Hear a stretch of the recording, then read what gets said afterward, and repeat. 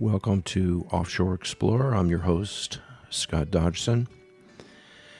We talk a lot about equipment. There's a lot of other podcasts that kind of go into detail about different things, sails and boats and technical stuff and racing and all the rest of that kind of stuff. And it's all, I think, very entertaining, and it's a great deal of knowledge. But one of the things that I like to connect is how the mariner, sailor, and the people that admire sailing, wish to get into sailing, sail, have a certain framework, a sort of mental framework that has been passed down, whether they know it or not, throughout history. And it's important because it applies essentially to whatever country, whatever you do sailing. Because sailing and being a mariner is a sort of universal character and mental state. And I kind of wanted to address some of that because I think that the world sort of needs to take a lesson from all the sailors out there to kind of get things going on the right track. I know in this nation, the American U.S., there's a lot of talk about being victim. There's like this victim politics. And bear with me if you think it's going to be political. It's not really political. It's just sort of what the reality is. But victim politics is, and I have traveled all over the world. I have been, I've been in Hungary. I've seen how a dictator takes and uses people's sense of being a victim and the sense that, life isn't fair. And that's like, well, okay, tell me something new. Life is not fair. And it allows these demagogues to stoke anger in people like they're not getting their fair share and everything is stacked up against them. Well, you know what? Everything is stacked up against you. All right? All you can do is just get up and go to work. Do your best. Live your life. And that's essentially what we're talking about. We're talking about being able to get up off the floor after taking a hard punch and go on with your life. Now, I've mentioned before that I've been working on a book, and I've uncovered some amazing stories. And a story, actually a series of stories that I'd sort of like to bring to you today is about, kind of begins with diving. And just as a note to you sailors out there, I think the one piece of kit that you should have on any boat, if you're cruising or going a long way, or especially, if you're going to be in areas, I know like area off of South Florida, there's a lot of lobster traps and nets and all sorts of stuff in the water. Having a scuba gear kit, I think is really essential. First of all, it's like a lot of fun. I did for years, I did dive charters, which required a great deal of patience and a great deal of endurance and strength. And that's kind of what brought me to the subject today. I have I've gone through it, actually. I picked up a net and out literally in the middle of the ocean. And I had to go in the water. I didn't have any scuba gear. And I had to go down and snorkel it. And it was around my prop, which is fairly deep. And the boat was bouncing up and down. I didn't have a weight belt or a PC to stabilize where I could sit in the water. So the boat would rise on the swell and come down and whacked me in the top of the head a couple of times. I'm lucky it didn't crack my skull. Because it was pretty thumpy, to say the least. But it's a good thing to have at least a tank, a regulator, mask, a snorkel, because there's all sorts of stuff you could pick up. But I love diving because it was just something great. People used to come to the boat, and we've done everything I've done everything from diving in the Red Sea, looking at all the beautiful coral, swimming with dolphins, just magnificent place, and see all the different wildlife. It's just absolutely breathtaking. But it's more like inside. You sort of scrape away your world and go into that world, and you realize that, the world is pretty predatorial, and that's the thing. If you feel like you're a victim, which is the theme of this podcast today, if you feel like that's the way you think, then you will be a victim, because you will not be a predator. And I mean, these are extremes that I'm using. The language is an extreme point, but no one likes to be treated unfairly, and no one likes feeling like I've been screwed. It happens, and it's just unfortunate. But the key is what happens after you've been screwed. What do you do then? How do you take on the world? Right? Do you go and fall back? Who knows? But I wanted to tell a story that I discovered some time ago, and it's a part of my new book, and where I take a look at American Mariner and the sort of things that are contributing factors to the character of the American Mariner. And whether you know it or not, listener, no matter where you are in the world today, there is a connection. There is a theme, a narrative line that goes between people's actions, mariners' actions, and the history and the tradition. And this is an important thing, and because the American Mariner and mariners in general have always been the through line, regardless of what's going on in history. They've always been the character that is be able to withstand a lot, suffer hardship, keep on going, was opportunistic, and had the opportunity of loving the sea and sailing beyond anything else. So a little bit, this is historical, and I hope regular listeners will appreciate this. And it's titled The Sake Barrel Divers. So in 1895, Japanese fishermen used to dive for abalone. Now, if you don't know what an abalone, it's a big snail, basically, with a big foot. You've probably seen the shells. They kind of glitter. They change color. They use them for frets in a guitar. They use them on pianos. They use them for a lot of different things. The shells are somewhat valuable, although plentiful. But abalone is a delicacy for the Japanese and for the Chinese. It's a big deal.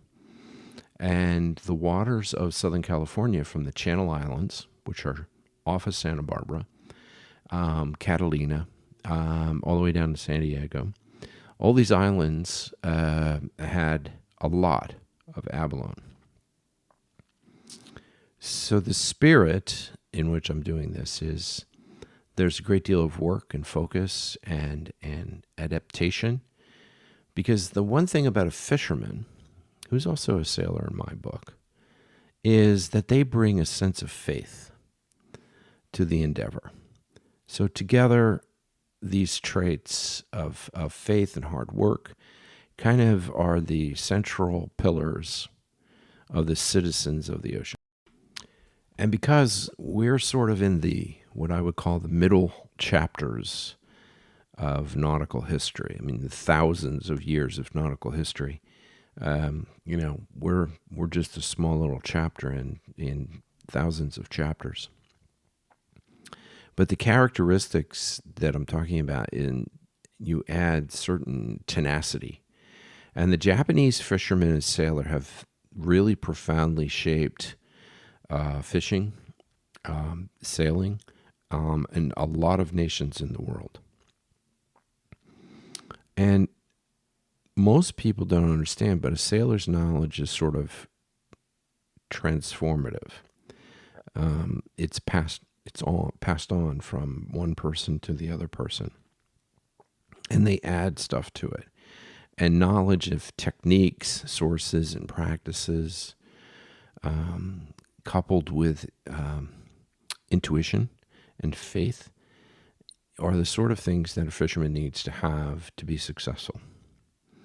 And this period of like turn of the century, 1895, 1900, was a really important period because it set up one of the great economic booms of the United States at the time. And essentially the Japanese, they sailed down from the northern part of California, and they started to dive in the Channel Islands, and they started to harvest abalone at the turn of the century. And when they did this, there was a great deal of demand for it, because at the time, you have to understand that the railroad had just been built, essentially. And there were great populations of Chinese and Japanese who had been railroad workers who had settled in Los Angeles and San Francisco. And they were a big part of the population. And in fact, if you took the Japanese, Chinese, Black, Hispanic population together, they were the largest group in Los Angeles and in San Francisco. But the power was held by the white people, of course. But so anyway, they started to do these dive on abalone. And first they started out as free divers. And I've done this a couple of times. And they would dive down from the surface. And then later, they used to use they were hard hat divers. And they used to use old rice wine casks as floats to rest on after each dive. So they took a couple of deep breaths, they would dive to the bottom, and they would return to the surface with their snail. Basically, that's what an abalone is. And the abalone has a large foot, meaty foot. That's the delicacy part.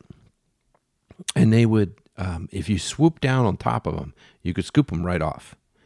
But if they hear you coming, or they see you coming, or however they do it, sense that you're coming, what they'll do is they'll grasp onto that, and then you need a bar to pull them up. And today when you go, you can do a limited number, very, very limited number of abalone. There's a lot of restrictions on them because they're not an endangered species, but they are fairly well regulated. And you have to have a metal measuring stick so you can measure the size of the shell, because you can only take the larger ones and not the smaller ones. So in 1900, the county of Los Angeles passed a regulation that made it illegal to gather abalones from less than 20 feet of water. Now, this regulation was purely racist, because they didn't want the Japanese benefiting from these abalone. They didn't care about whether there was abalone in there. And in fact, most of the Caucasian population didn't eat abalone because they didn't like it. So there was a lot of politics that were involved with it. Essentially, the Chinese commercial abalone operation was completely shut down. And the Japanese still sort of dominated the abalone harvesting for a short time. And a newspaper article in the Los Angeles paper, the Los Angeles Times, I'll read it to you. Avalon, Catalina is up in arms. She's been invaded by Japan. A lot of little brown men with a small sloop appeared at Empire a few days since, are proceeding to skin the rocks of abalones. These Japs are divers. They wear goggles with which they locate the abalone as they swim along the surface, and making a spring, they emulate the hell diver and disappear into the wrench the inoffensive shellfish from its hold on the rock by a quick thrust of an iron bar. Practices made these men able to remain underwater for an inconceivable length of time, and they seem to be as much at home in and underwater as a shag, which I don't know what that is.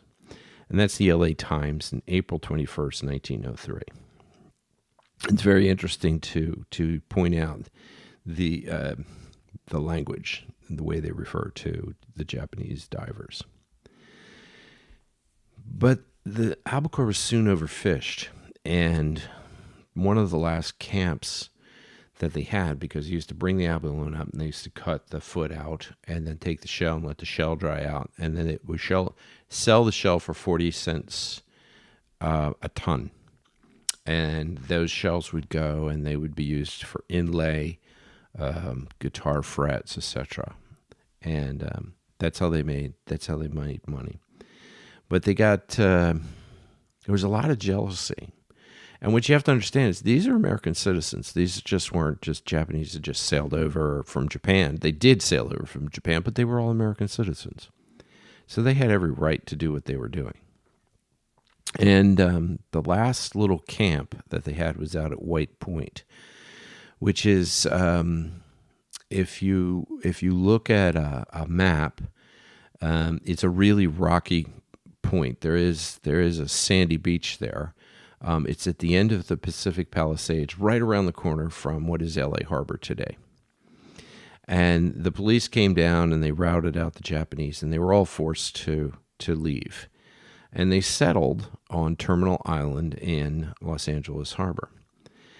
They immediately shifted from the abalone to Person and fishing for tuna. So they built these small rowboats. I mean, think about this for a second. When you start feeling sorry for yourself, these people just had their livelihood of diving for abalone, and they developed an entire system and technique on how to get it up and do it in a mass production sort of way. And then the government, the locals say, no, you can't do that anymore. So they had to pivot. And they didn't stop and just, feel sorry for themselves and fade away. No, they ended up building the population in Terminal Island was increased to 600 people.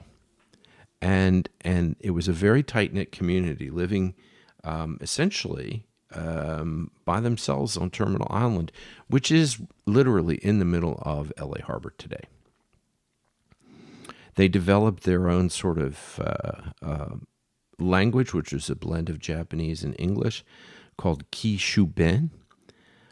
It was a dialect from the Ki district in Wakayama, and which was where most of them had immigrated from in Japan. And then with the advent of small motor boats, they decided they went out further, and they devised this technique, which they would take live bait, like catch anchovies and sardines, put them in a net. They would drag the net along, okay, and they'd send a boat out to scout for schools of albacore tuna. And the albacore tuna would follow the live bait. And the description of how they did this is really quite remarkable, because they do a little bit of it today as well. They would release the bait and then spear the tuna using short bamboo poles with hooks while standing on steel walkways near the hulls, and toss them onto the deck of the boat. Because the local fishermen were so good at this, the Japanese fishermen, there were several canneries that were open on Terminal Island. Now, think about this for a second. I know you've all heard of the Chicken of the Sea. Well, that was Van Camp, the company, and they were on Terminal Island, and they used to can chicken. Canning tuna was new, and it was in fact invented. There's a few conversations about where it precisely was invented, but it really went into mass production on a Terminal Island, where canneries popped up because of the Japanese fishermen's efficiency of creating and catching these fish. So ended up, and I'll move forward, the Los Angeles Herald reported that in August 4th, 1920, there was a fisherman battle. And there was literally, and people don't know this, there was literally a war off the coast of Los Angeles between the Japanese and the Austrian fishermen and Italian fishermen. And a schooner called the Yamamoto was blown up and sunk, and its entire crew was killed. And they were looking for all the bodies, and they wanted to know what happened, and it was the Austrians, and they were hunting for the Austrians in these boats. And they went all over the fishing area outside of Los Angeles, from Channel Islands all the way down to San Diego. And there was a lot of murders that took place and battles that took place out between these fishermen. But the Japanese fishermen kept at it. They were not to be deterred. And this gets back to my theme. Don't feel sorry for yourself. Get out there and get it done. And that's what these people did. They went out there and they got it done. And these conflicts and the arguments and the deaths that occurred, these were huge news. This was huge news. And to put it into a kind of framework to really understand, these were Americans. And by the time we get to like the 1930s and 1940s, there's almost 5,000 Japanese living on Terminal Island with a massive fishing fleet. And canned tuna has literally changed the face of American cuisine. This is huge. This is a huge thing. And the first generation, of fishermen gave way to the second generation. And they started, the second generation Japanese are called the Nisei, because they're born in America, not in Japan. And these are, they're like regular worker kind of things, They're out there fishing, family business, playing baseball. There's an elementary school that was named for one of the teachers as a sort of testament to the goodness that they brought to the area. And the men would be working on the boats, and they would be out for a while. They'd be out at Catalina, which is not very far from Los Angeles, or the coast. They'd be out at Santa Barbara Island, which is an absolutely beautiful island in the middle of nowhere. And it's still a big time fishing place. I've been out there a bunch of times and dove a bunch of times out there.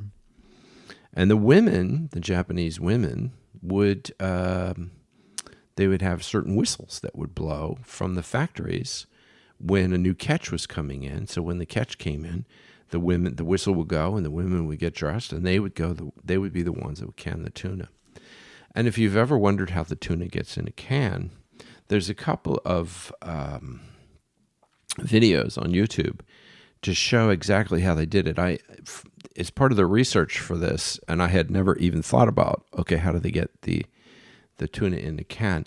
And watch the process, how it gets steamed and how they cut it up, how they shape it, how they put it in the can, how nothing is wasted. It's all very efficient and very good. And, who doesn't eat tuna? I mean, tuna sandwich, come on. It's a real staple. But these people, it's kind of a stupid thing to say, but the Japanese people of Los Angeles had gone from abalone to skipjack and albacore and had set up a community of 5,000 or 6,000 people. And it should be mentioned that the fishermen also employed lots of other nationalities. During the Depression, there was a lot of people that were working in not only as fishermen, but working. There was the payroll was like over $1 million a month, which at the time was huge. And they had, because of the industry of the Japanese, they had ended up creating enough jobs to hire lots of people during the Depression when there were no jobs, because people still had to eat, fishing still had to get done, and canned tuna happened to be the thing that people could afford. So it was much in demand. And there was close to 20,000 people working in the fishing industry. And it was $750,000 was the payroll, and just in San Pedro alone for fishermen. That's a huge number. And so then the industry itself really peaked during World War II. And then they sort of overfished all the albacore in this area. And that essentially died. But that leads us into the second part of this wonderful story about the Japanese people in Los Angeles, is that, and I guess the thing is I should say it like this: when Pearl Harbor was bombed, the government interned all the Japanese, and essentially what they did was dismantle a major fishing industry, took all the boats, and shipped all the Japanese to camps. There's a few testimonials from a couple of American citizens that Frank Kuendo, who's there's a wonderful collection of these stories on the internet, said he was in 12th grade, and he was getting ready to graduate in 1942 when he heard about Pearl Harbor and the attack by the Japanese. And I should also note, by the way, that the Pacific Fleet stayed in Los Angeles Harbor. The Japanese fishing fleet and the Pacific Fleet shared for 20, 30 years the harbor. All right. And they decided, because of the way the Japanese were expanding, the war with China and the United States, it was still sort of in the big stick thing still. So they took most of the battleships and the bigger ships and they put them out in Pearl Harbor. Those are the ones that got sunk, actually. But they used to anchor right in Los Angeles Harbor. And there is still a battleship in Los Angeles Harbor as the Iowa, as a tourist place, which is still pretty interesting.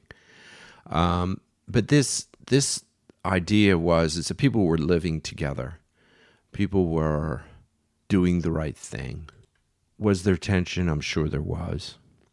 But according to Frank, he had heard this on the radio, and he didn't really know what effect it would have on him. So he went to see a movie in San Pedro. He said he boarded a ferry boat that normally took him to school every day. And upon docking in San Pedro, he was taken into custody with other Japanese Americans by armed soldiers. And they were put into a temporary barbed wire enclosure. He told them that he was an American citizen, but they stated they had orders to stop all Japanese. And after being detained for a few hours, he was told to return to the island, which he did. And then Franklin Delano Roosevelt signed Executive Order 9066 that ultimately sent 120,000 Japanese Americans to internment camps. And within 2 days, Terminal Island residents were told they had 48 hours to prepare for relocation. And this was the end of the Japanese fishing, the Japanese industry, and all the rest of this kind of stuff. But I should note, Frank is a perfect example of this, that he went on to be in the Air Force.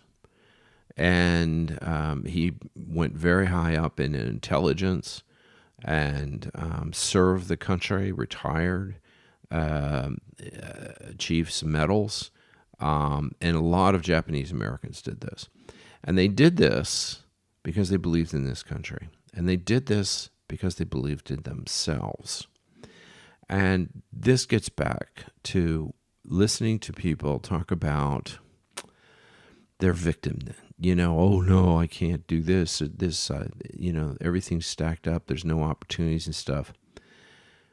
Well, you got to suck it up. You got to get up. And I think the American mariner, the mariner in general, has that ability to suffer, endure hardship, and come out on the other side much better for it. And I believe that this is a central characteristic of all mariners, whether they're English or French or Austrian or South African or whatever.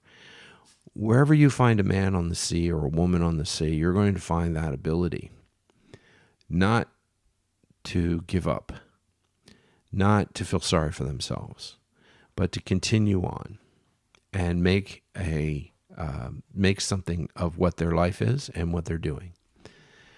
There's a very wonderful book by John Hawkes. It's called Outer Bridge Reach. It's based on a true story, and I would recommend reading it. It's a story about solo sailing around the world, the race at the time. I forget the specific sponsor for it. And the subject, the main character of the book, went and just dawdled around the Atlantic, the South Atlantic. And at the time, they didn't have GPS or whatever, so he was in touch with a ham radio operator. And he was giving false positions, and he ended up committing suicide on the back of his boat. And his boat actually got caught up in the current and literally sailed and landed on an island in the Grenadines. And I remember being out in the Grenadines and having read this story, and I saw the area where it had landed, and they were telling me, the local folks were telling me that they had gotten the boat out, and destroyed it. But it's a great story. It's a great story about giving up, not giving up, what the alternatives are, feeling sorry for oneself, and all the rest of that kind of stuff. John Hawkes is a wonderful writer, passed away, but just a super wonderful writer. So this is my story for today, and I hope that you kind of are getting what I'm talking about here about the American mariner, the sailor. I hope you enjoyed this little historical diatribe, I suppose, a little political stuff. Let me know what you think. If you go to offshoreexplorer.org, you can find all the podcasts on there. You can leave me a note. I'll be happy to answer them if I can. If there's more information that you have, I'd love to hear it. A couple of things, please share, always share. That's great. We're growing a pretty good audience right now, and I want to thank everybody for dropping in and telling us the good things. Appreciate it very much. The opening music is by Paulette McWilliams. Her newest album, A Woman's Story, is available wherever you get music. This music that's underneath is by Tommy Twang, and if many of you will know Tommy, we did a piece not long ago, actually quite a bit ago, where Tommy was the feature of the podcast, and he is always doing something amazing. But anyway, that's it for today. Thank you very much for tuning in. I hope you have some fair seas and fair winds. This is Offshore Explorer out.